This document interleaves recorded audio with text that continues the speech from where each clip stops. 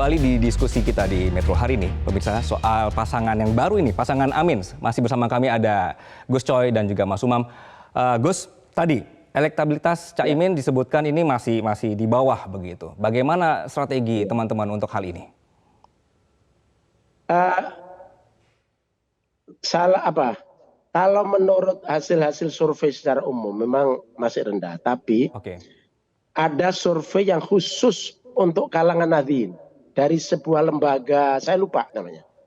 Jadi dari kalangan Nahdliyin memilih siapa untuk jadi cawapres, entah di Anies, entah di Ganjar, entah di Pak Prabowo ya.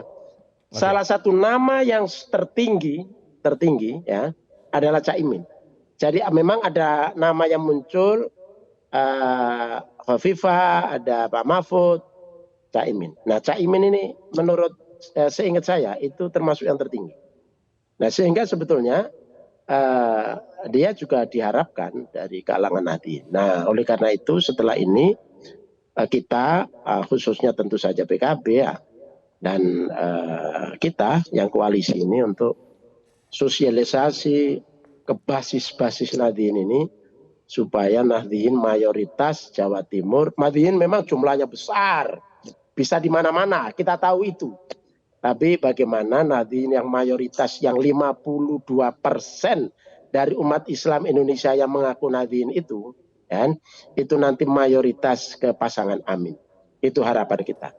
Dan itu tentu saja harus dilakukan sosialisasi, aksi-aksi, program-program nyata di lapangan dan meyakinkan kepada mereka. Saya kira itu. Oke. Saya akan ke Mas Umam. Mas, jadi momen ini kemarin itu pas diumumkan, jadi ini momentum yang pasca karena kemarin kita melihat masing-masing koalisi ini sempat terlihat tunggu-tungguan ya untuk mengumumkan atau bongkar pasang cawapres. Bagaimana, Mas? Iya, terkait dengan konteks momentum tentu lebih cepat lebih baik.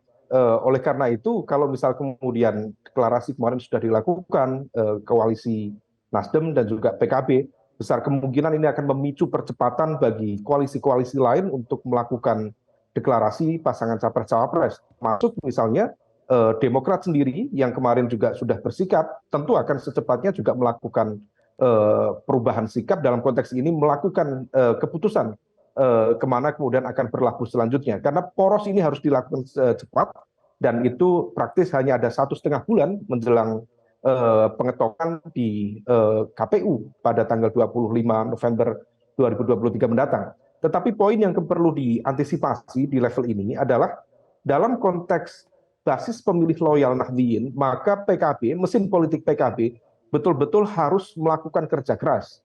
Karena bagaimanapun juga situasinya sangat berbeda, dan ini harus butuh manuver untuk berubah arah sangat cepat, karena selama 1 tahun terakhir proses sosialisasi yang dilakukan oleh Caimin, oleh PKB itu menjual nama Pak Prabowo Subianto. Maka simbol-simbol jaringan pesantren, kemudian para kiai sepuh, para jaringan santri, itu yang dijual adalah Prabowo Subianto. Ketika kemudian sekarang berubah menjadi Anies, maka situasi ini harus dilakukan lebih cepat. Karena kalau misal tidak, tentu para kiai, santri, dan juga jaringan pesantren yang per hari ini tentu juga memiliki literasi politik yang baik, tentu tidak bisa dengan mudah untuk diyakinkan.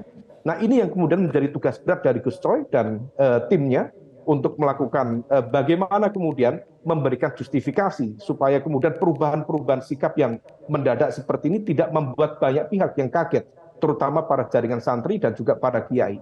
Nah, kalau misal bisa dilakukan, syukur. Tetapi kalau misal tidak, tentu akan ada konsekuensi secara elektoral yang kemudian harus diantisipasi oleh tim masing-masing capres-cawapres, dalam konteks ini adalah pasangan Amin. Oke, sangat diantisipasi sepertinya oleh koalisi lain, begitu. Terima kasih Mas Umam dan juga Gus Coy atas diskusi kita di sore hari ini.